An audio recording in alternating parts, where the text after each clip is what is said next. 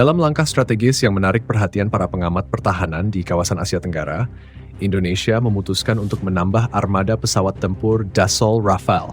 Langkah ini bukan hanya sekadar belanja alutsista, tetapi memiliki makna strategis yang mendalam. Mengapa?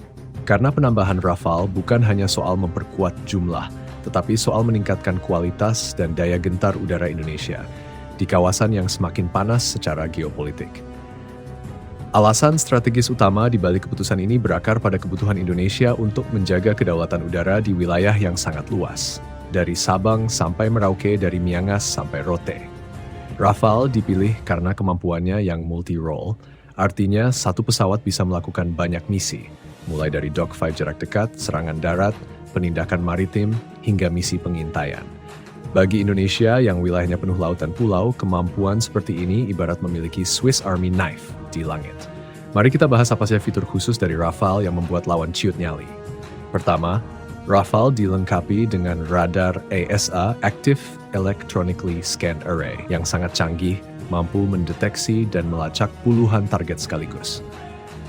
Kedua, sistem peperangan elektronik Spectra yang disebut-sebut sebagai salah satu yang terbaik di dunia. Sistem ini memungkinkan Rafale untuk mendeteksi ancaman dan bahkan mengecoh rudal musuh, membuatnya seperti hantu di udara. Bayangkan saja, lawan sudah mengunci target, tapi tiba-tiba hilang begitu saja. Kalau dalam bahasa sehari-hari, bisa dibilang Rafale itu nakal, karena suka main petak umpet dengan radar musuh. Perbandingan dengan F-32 Raptor dan F-35 Lightning, dua dari Amerika Serikat tentu tidak bisa dihindari. Memang, secara stealth murni, F-32 Raptor masih memegang tahta tertinggi, sementara F-35 Lightning II punya sistem integrasi data yang sangat canggih. Namun, Rafale justru unggul di satu aspek krusial, fleksibilitas operasional. Rafale bisa beroperasi dari landasan konvensional maupun kapal induk tanpa modifikasi besar. Sedangkan F-32 Raptor bahkan tidak bisa ekspor karena terlalu rahasia, dan F-35 Lightning II sering dikritik karena biaya operasional yang sangat tinggi. Jadi kalau diibaratkan lomba lari, Raptor itu sprinter, Lightning II itu pelari maraton super mahal, sementara Rafale itu pelari serba bisa yang bisa ikut semua cabang lomba, dari sprint sampai lompat jauh. Akuisisi tambahan Rafale oleh Indonesia tentu membawa pengaruh signifikan terhadap kekuatan udara ASEAN. Saat negara-negara tetangga masih bergantung pada pesawat tempur generasi lama seperti F-16 dan Su-30, Indonesia sudah melangkah ke era pesawat tempur generasi 4,5 plus. Ini bukan hanya soal pamer, tetapi soal menciptakan efek gentar yang sangat penting dalam doktrin pertahanan modern, deterrence. Artinya, lawan tidak perlu ditembak duluan. Cukup tahu bahwa Indonesia punya Rafale saja, mereka sudah berpikir dua kali sebelum macam-macam. Pertanyaannya sekarang, apakah ini langkah awal Indonesia untuk menjadi kekuatan udara nomor satu di kawasan? Jawabannya, secara potensial iya. Namun tentu, memiliki pesawat canggih saja tidak cukup. Perlu pelatihan intensif, jaringan logistik yang mumpuni, serta integrasi yang baik dengan sistem senjata lainnya, mulai dari radar nasional, rudal jarak jauh, sampai satelit pengintai. Tetapi, kalau melihat tren ini, Indonesia menunjukkan niat serius untuk keluar dari bayang-bayang sebagai middle power regional dan mulai unjuk gigi sebagai kekuatan udara yang disegani. Bisa dibilang, akuisisi Rafale ini adalah bagian dari transformasi jangka panjang yang tidak hanya akan mengubah wajah TNI AU, tetapi juga menempatkan Indonesia sebagai pemain utama dalam dinamika keamanan kawasan Asia Tenggara. Jangan lupa, Rafale yang dibeli Indonesia bukan sekadar pesawat tempur. Ini simbol kesiapan, simbol modernitas, dan simbol keseriusan untuk menjaga langit Nusantara. Dalam konteks operasional, Rafale memberikan TNI AU kemampuan untuk melaksanakan apa yang disebut sebagai force projection, yaitu kemampuan memproyeksikan kekuatan jauh keluar wilayah nasional. Dengan jarak tempur yang luas dan kemampuan pengisian bahan bakar di udara, Rafale dapat diterjunkan dalam misi yang mencakup pengamanan perbatasan, perlindungan zona ekonomi eksklusif, hingga operasi multinasional di bawah bendera Perserikatan Bangsa-Bangsa.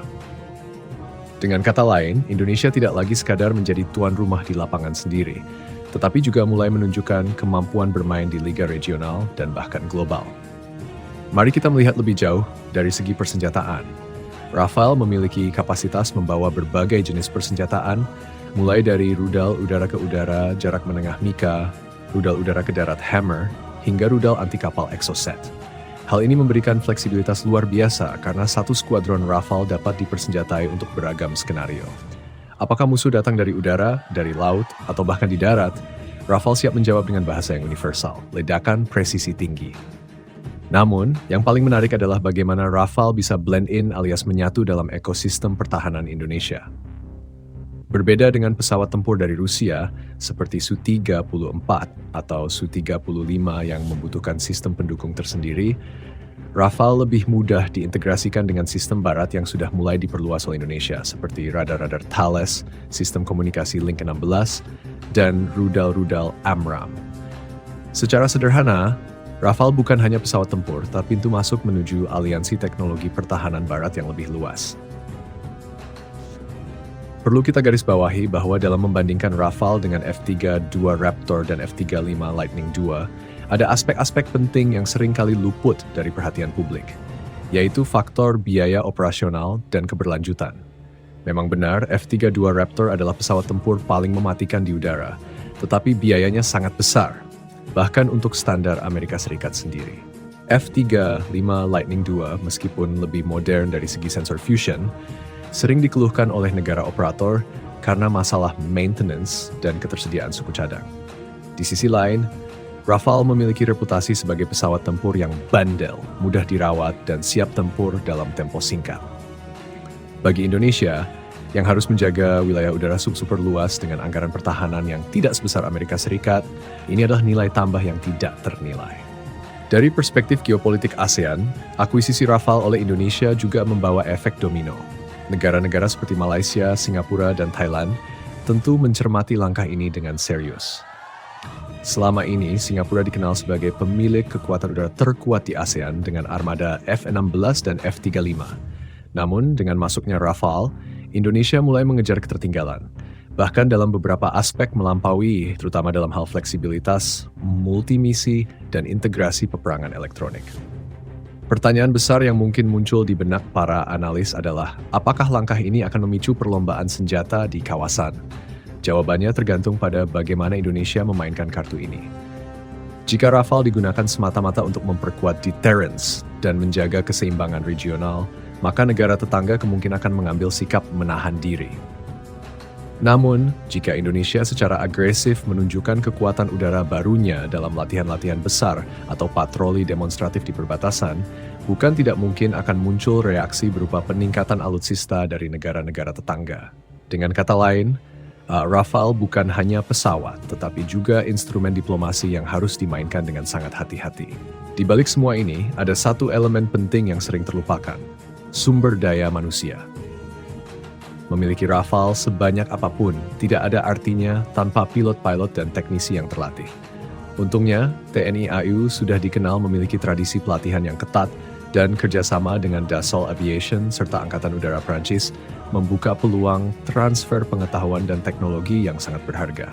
Bahkan, dalam jangka panjang, ini bisa membuka peluang bagi Indonesia untuk ikut serta dalam program pengembangan pesawat tempur generasi berikutnya, seperti proyek Future Combat Air System, FS, yang sedang digarap Eropa. Bayangkan suatu hari nanti mungkin ada pesawat tempur generasi 6 buatan bersama yang memakai label Made in Indonesia. Tak hanya itu, dari sisi ekonomi politik, akuisisi Rafale membawa implikasi yang lebih luas.